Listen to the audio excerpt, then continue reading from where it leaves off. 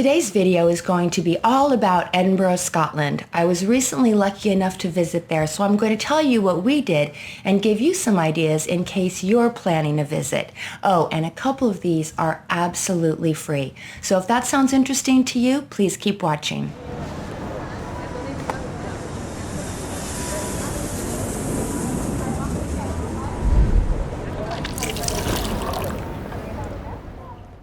Hello everyone, welcome back to Freshly Squeezed Travels. I hope you are having a splendid day, and if this is your first time visiting my channel, welcome. I'm glad you're here. So I am back from Scotland. Some of you may know that I was recently there. It was an anniversary trip for me and my husband. I did a couple videos on prepping for the trip, and we had a fantastic time. We visited Edinburgh and Inverness. My next video will be all about Inverness, but for this one, we're going to focus on Edinburgh. Before we dive in, if you like travel videos, please give this a big thumbs up. And I'd also like to invite you to subscribe to my channel. I do lots of videos on lots of different topics, and I would love it if you would join my traveling party. So we've been home for about a week now, and I'm almost caught up on laundry, and my dogs have almost forgiven me for leaving.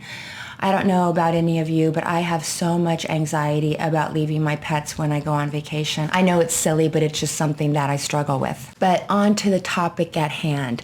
Edinburgh is a beautiful city. It is the capital city of Scotland, and there is so much to do there. It can be a little bit overwhelming. So in this video, I'm going to tell you what we did and give you some good ideas if you're a first-time visitor. Now, one thing I did not do is this, and that is I did not eat any haggis balls. It was not part of my Scottish journey, as the kids say. I don't eat red meat. I actually don't eat a lot of meat, so I wasn't going to eat anything cooked in a sheep's stomach.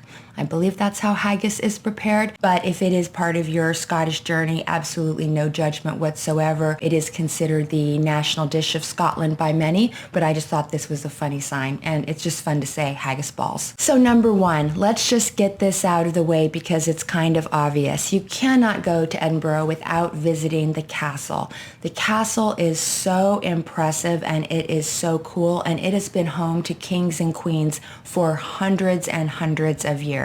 This historic castle is one of Scotland's most popular attractions, and tickets do sell out. So if you are interested in going inside the castle, I would recommend buying tickets in advance online so you're not disappointed. Tickets are around $20 per person, but there are discounts for children, and they do offer family packages. Number two is to experience some of the local music the city has to offer. Edinburgh's bar scene is full of live performance venues which offer great musical entertainment. When we were in Edinburgh, we had booked an Airbnb experience, and some of you may not be familiar with what these are. On Airbnb's website, there is a section for experiences, and on this section, you can book experience with local experts, local artists, local chefs, who will take you on some sort of activity so that they can show you their hometown. You do not have to stay in an Airbnb in order to book Airbnb experiences. When we were in Scotland, we stayed in hotels. But I have had great experiences with Airbnb experiences. I think that they do a really good job vetting their experts, making sure that they actually have the knowledge that they say that they have. And on the site, all of the different events are rated. You can see the pricing, all the details, that sort of thing. So for our Airbnb experience in Edinburgh, we booked a pub crawl with a local musician named Kevin. This Airbnb experience was called Edinburgh Old Town Live Music Pub Tour with Local Musician, and I will put a link to it in the description box in case you're interested. This was about $30 per person, and I will read the description on Airbnb's website. This is a 3-hour live music tour around Edinburgh Old Town's genuine Scottish bars where people appreciate talented musicians. This is the opportunity for guests to plug into the city's flourishing acoustic live music pub scene. We had a great time on this pub tour, and we did go to 3 different pubs. The first pub that we went to was called the Scotsman Lounge, and this was full of residents. There were not a lot of tourists there at all, so this is really kind of more of a local hangout, which was nice.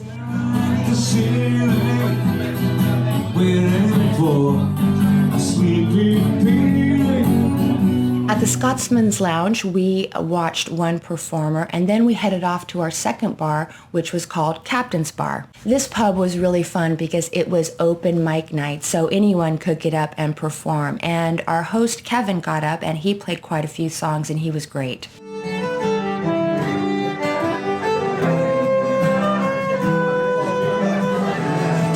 Choose a life I'm pleasing, I would be Our final stop was called Whistle Binkies, and they had a fantastic band with a female violin player, and they were absolutely incredible.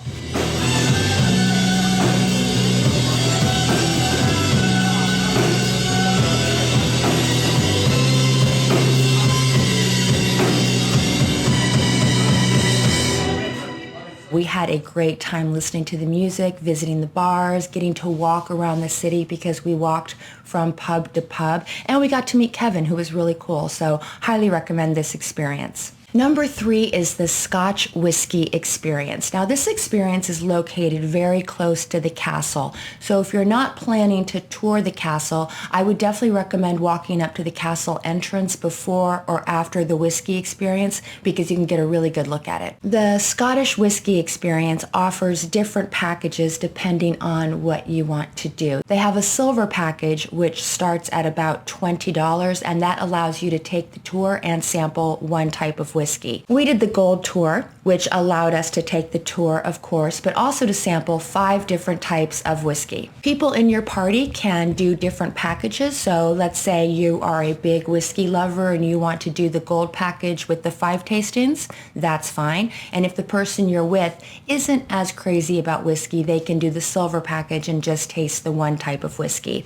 And you can always share your tastings. The gold package, by the way, was about $40 per person, and we didn't buy advance tickets. We just went in and we were able to take the tour almost right away. Now, this tour is a lot of fun, and it's more like a Disney ride. You start out taking a ride in a Scotch whiskey barrel, and it takes you around the track, and you learn about how Scottish whiskey is made. It's very cool. Because this tour is almost more like an attraction, I would definitely recommend it for older children as well, and they are allowed to go on the tour. They will learn a lot about Scottish whiskey, and they'll also get some good information about Scotland in general as well, and they're going to have a lot of fun. What's in the woods? Well, downwards anyway.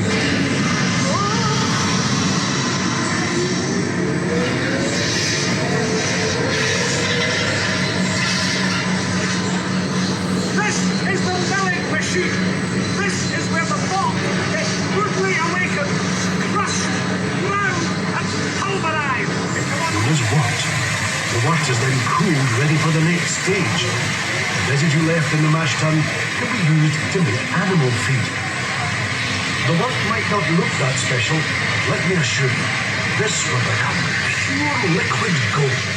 After the barrel ride, you go into a circular theater with a guide where you learn about all the different regions that make Scottish whiskey. They also give you a very cool scratch and sniff card, which I was just obsessed with because it reminded me of my childhood, and who doesn't love a scratch and sniff card? After that, you go to a replica of an old tasting room where you get to taste your first whiskey.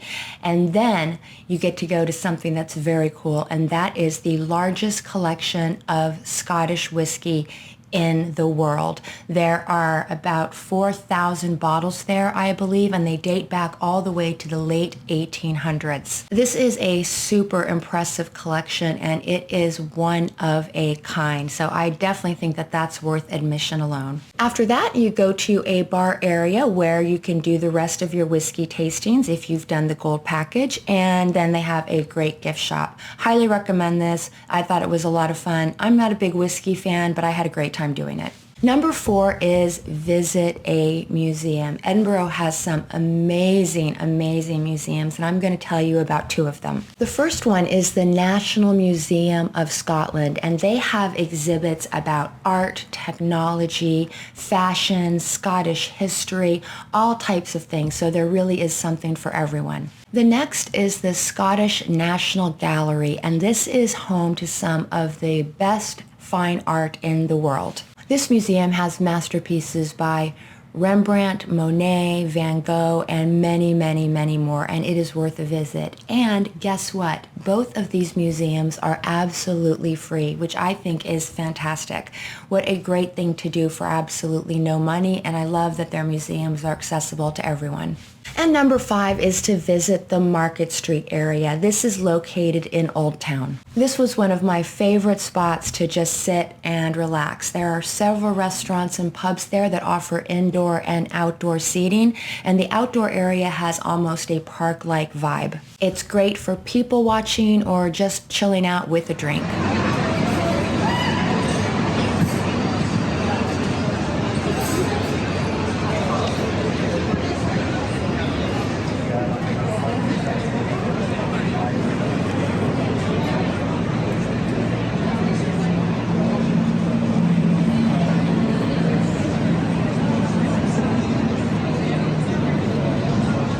On our visit there, we went to the Last Drop pub, which was very lively and very fun. And with a name like the Last Drop, you may think they're talking about drinks, but the pub is actually themed around hanging, people being hung. So that's where they get the name, The Last Drop. It's a little morbid, but we had a good time. I hope you found this video fun and informative. If you've ever been to Edinburgh, leave a comment below and tell me your favorite thing to do there. If you'd like to talk travel with me a little bit longer, I will link a couple videos at the end that I think you might like. And one of those videos will be my review of business class on British Airways flying from JFK to Heathrow.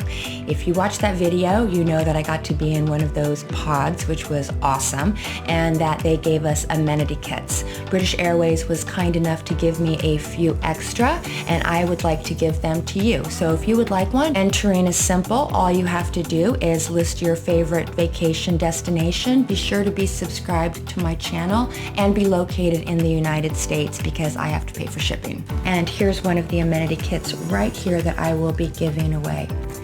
Until next time, I hope you have happy and safe travels. I appreciate you and thank you so much for watching. Bye.